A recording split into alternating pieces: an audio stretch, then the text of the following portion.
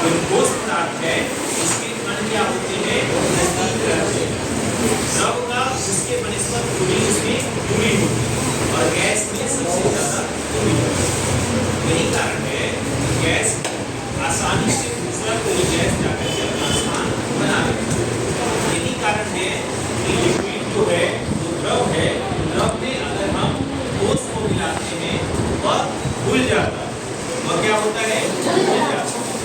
क्योंकि उसके बीच जो जगह, जैसे अभी आप लोग इधर बैठे हुए हैं, पीछे से इधर बैठे हुए हैं, इधर बीच में खाली है, हम आसानी से क्या करते हैं, यहाँ मूव कर लेते हैं। अगर यहाँ हम चाहें कि ये संगम बैठी हुई है और संगम के बगल में कौन बैठी हुई है, नीतीशा, सतीशा, है ना, तो सतीशा बैठी हुई है। अब इसके बीच में जगह ही नहीं है, हम कैसे जा पाएंगे, और बीच में टेबल भी है, हम चाह करके भी वहाँ बीच में नहीं जा पाएंगे। तो यह जो है इसी खाली जगह में जब हम शरबत बनाते हैं तो पानी में चीनी देते हैं, तो चीनी उसी खाली जगह में जा करके अपना स्थान ले लेता है। तो यह जो स्थिति है ये तो तीन अवस्था हुई, लेकिन चौथी अवस्था जो है उस अवस्था को हम प्लाज्मा बोलते हैं। क्या बोलते हैं उसे? यह अवस्था जो है, यह इस अवस्था में पदार्थ की चौथी अवस्था हो जाती है। कौन सी अवस्था कहते हैं? चौथी अवस्था। अब ये अवस्था होती क्या है, इसको समझिए ध्यान से। सभी बच्चे एक बार समझ लेंगे तो भूलेंगे नहीं। प्लाज्मा अवस्था क्या है, जैसे सोडियम है, तो सोडियम का संकेत क्या होता है, ये एटॉमिक नंबर कितना होता है, 11। अगर वह अंतिम इलेक्ट्रॉन को उसके सबसे बाहर कक्षा में रहता है, वह अगर किसी को शेयर कर दिया वह, तो उसके धनात्मक व आयनीकृत हो जाता है। उसी तरह क्लोरीन अगर एक इलेक्ट्रॉन को ले लिया तो उसके निगेटिव आयन का चार्ज होता है, उसे हम ऋणायन बोलते हैं। क्या बोलते हैं उसे? ऋणायन। ये धनायन और ऋणायन ये दो जितने भी एलिमेंट है सब बन जाते हैं जो कि अपना इलेक्ट्रॉन दे सकता है या इलेक्ट्रॉन ले सकता है। अब कोई जरूरी नहीं है, कुछ ऐसे गैस होते हैं जो ना तो किसी से इलेक्ट्रॉन लेता है और ना ही किसी को इलेक्ट्रॉन देता है, उसे हम अप्रिय गैस कहते हैं। उसे हम क्या कहते हैं? अप्रिय। जैसे अब अप्रिय गैस क्या है, इसको ऐसे समझिए, हीलियम, हीलियम का एटॉमिक नंबर 2 होता है। हीलियम का एटॉमिक नंबर कितना होता है? 2। हीलियम का एटॉमिक नंबर 2 होता है। तो अब उसके पास 2 से ज्यादा वो क्या होता है, इलेक्ट्रॉन की उसकी आवश्यकता ही नहीं है, क्योंकि ड्यूएट जो है उसका पूरा होता है। इसी तरीके से हीलियम के बाद नियन जो है, नियन का एटॉमिक नंबर कितना है? 10। नियन का एटॉमिक नंबर कितना है? 10। और 10 जिसका एटॉमिक नंबर है वह 2 और 8 वेट पूरा है और ऑक्टेट पूरा है। तो जिसका वेट और ऑक्टेट पूरा रहेगा वह क्यों किसी से लेगा, वह किसी को ना तो इलेक्ट्रॉन देगा ना ही किसी से इलेक्ट्रॉन लेगा। तो यह जो बनता है, जब किसी के लेने देने से कोई चीज बनता है तो उसे हम आयन बोलते हैं। क्या कहते हैं उसे? हम आयन बोलते हैं। तो क्या लेगा और क्या देगा, अनंत संपत्ति वाली बात तो है देगा। यह प्लाज्मा जो है इस अवस्था में पदार्थ जो है ये आयोनाइज हो जाते हैं, यानी आयनीकृत हो जाते हैं, और उसमें भी कैसा आयनाइज, तो अत्यधिक, यानी जो है बहुत ज्यादा आयनाइजेशन उसमें हो जाता है। और वहाँ को गैसीय फॉर्म में होते हैं। किस फॉर्म में होते हैं? गैसीय फॉर्म। और जब यह इस रूप में आ जाएगा तो इसमें ऊर्जा पहुंच जाती है, मूवमेंट भी क्या होगा, ज्यादा हो जाएगा, इसका मूवमेंट क्या हो जाएगा, ज्यादा हो जाएगा। तो वह जो है एक स्टेज है जिसे हम अति उत्तेजित करते हैं। क्या कहते हैं? अति उत्तेजित। यह है सुपर एक्साइटेड। ऐसा होता है सुपर एक्साइटेड, उस स्टेज में वह आ जाता है। अब जो है आपकी अवस्था कहाँ मिलती है? यह जो है, जो हमारे पास प्रतिदीप्त ट्यूब होते हैं, ट्यूब लाइट जो होते हैं, फ्लोरेसेंट ट्यूब या नियॉन जो बल्ब होते हैं, जो वो आपके बिजली के खंभे पर लटका रखी गई देखते हो कि नियॉन लैंप जो है, तो उसमें जो है या वेपर लाइट जो होता है, उसमें इस तरह की जो है ये प्लाज्मा अवस्था पाई जाती है।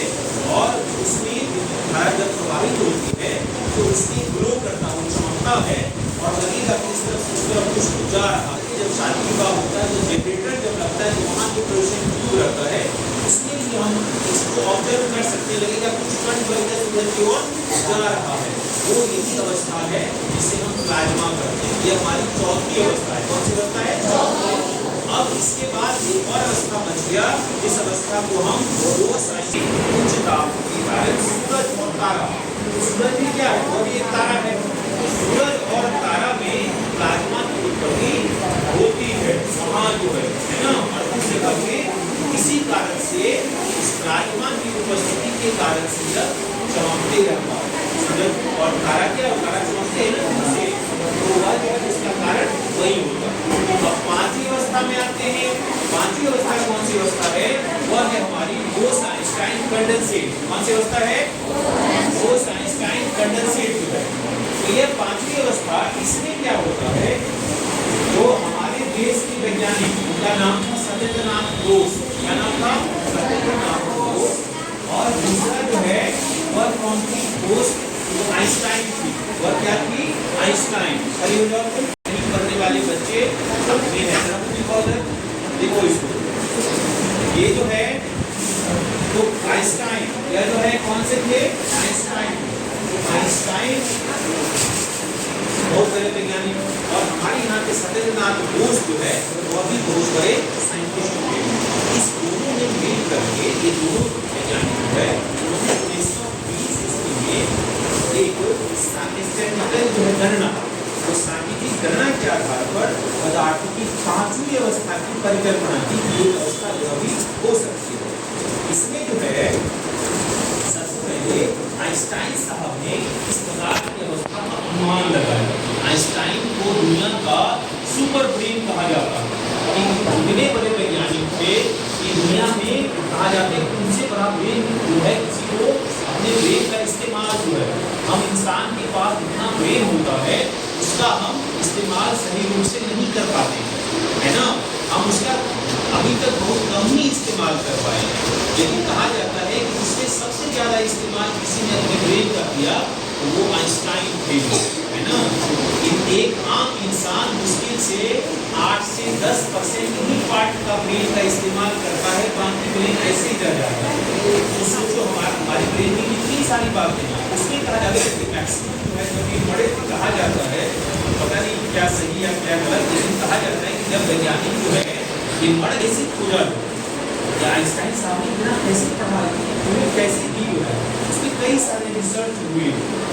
और आइंस्टाइन साहब शुरुआती दौर में सामान्य बच्चा थे।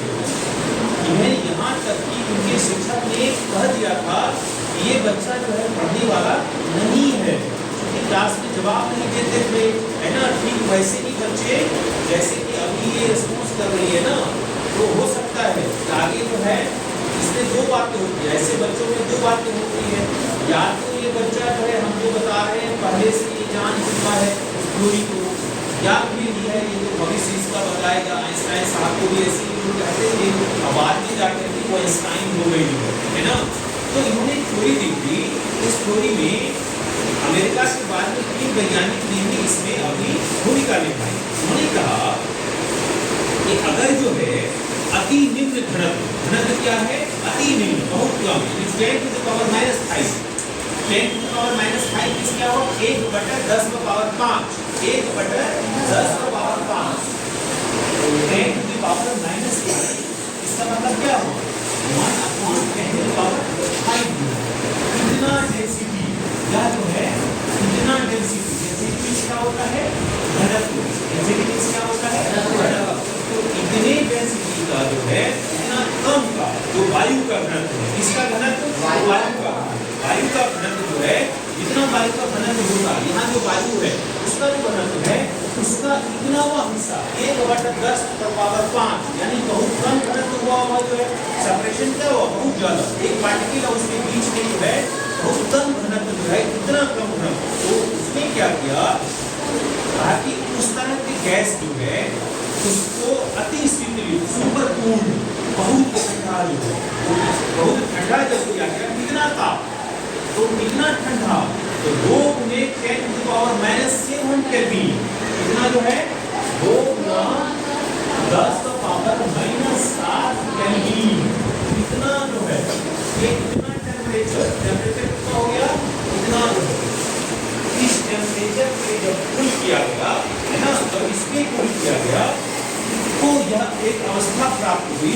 उसी अवस्था को हम बोस-आइंस्टाइन कंडेंसेट के नाम से जानते हैं। इस नाम से जानते हैं बोस-आइंस्टाइन कंडेंसेट। यानी सामान्य भाषा में हम क्या कहेंगे कि हवा जो है उसका घनत्व कितना कर दिया गया, जितना उसका घनत्व है उसका 1/10 का पावर 5वां हिस्सा उसको अगर हम सुपर कूल करते हैं, ठंडा कर दिए, कितना ठंडा, तो 2 × 10⁻⁷ केल्विन मीटर, इतना को जब ठंडा करते हैं तो हमें एक अवस्था मिलती है।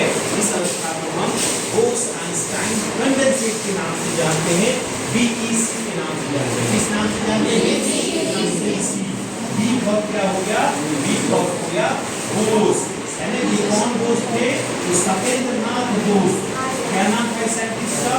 सत्येंद्रनाथ बोस, है ना। ये बोस साहब कहाँ के थे? अपने भारत के थे। और दूसरा कौन था? ई फॉर क्या हो गया? आइंस्टाइन, है ना। ये जो है जर्मनी, और बाद में जो है आइंस्टाइन साहब जो है जर्मनी, बाद में फिर अमेरिका चले गए। जो है यहाँ जो है ये बोस और आइंस्टाइन इन्होंने जो थ्योरी दिया था उसी का, और सी है, सी पर क्या हो गया? कंडेंसेट। सी पर क्या हो गया? कंडेंसेट, है ना। यह जो है इसी थ्योरी का नाम है बोस-आइंस्टाइन कंडेंसेट। ये हमारी 5वीं अवस्था है। ये हमारी कौन सी अवस्था है? 5वीं अवस्था। तो 4वीं अवस्था कौन सी हो गई? प्लाज्मा। वो प्लाज्मा अवस्था है वो कैसी अवस्था है? 4वीं अवस्था है। उस अवस्था में क्या होता है कि इसमें पदार्थ के कण क्या होते हैं? सुपर एक्साइटेड जो है वह अति उत्तेजित अवस्था में होते हैं, और वहाँ गैस को क्या किया जाता है? आयनाइज किया जाता है, आयनीकृत कर दिया जाता है। इसी कारण से इसमें सुपर जो है एनर्जेटिक, अति ऊर्जावान जो है वो कण का निर्माण होता है, और इसी से वो अवस्था क्या होती है? बन जाती है, जिससे हम प्लाज्मा अवस्था करते हैं। और हमारी 5वीं अवस्था कौन सी थी? बोस-आइंस्टाइन कंडेंसेट। इसका चर्चा हमने अभी से किया है। तो इसमें हवा का कितना घनत्व कम कर दिया जाए? 1/10 की पावर 5, और उसको ठंडा कितना किया जाए? तो हमें वो अवस्था प्राप्त होती है जिसे हम बोस-आइंस्टाइन कंडेंसेट के नाम से जानते हैं। यही हमारी 5वीं अवस्था है।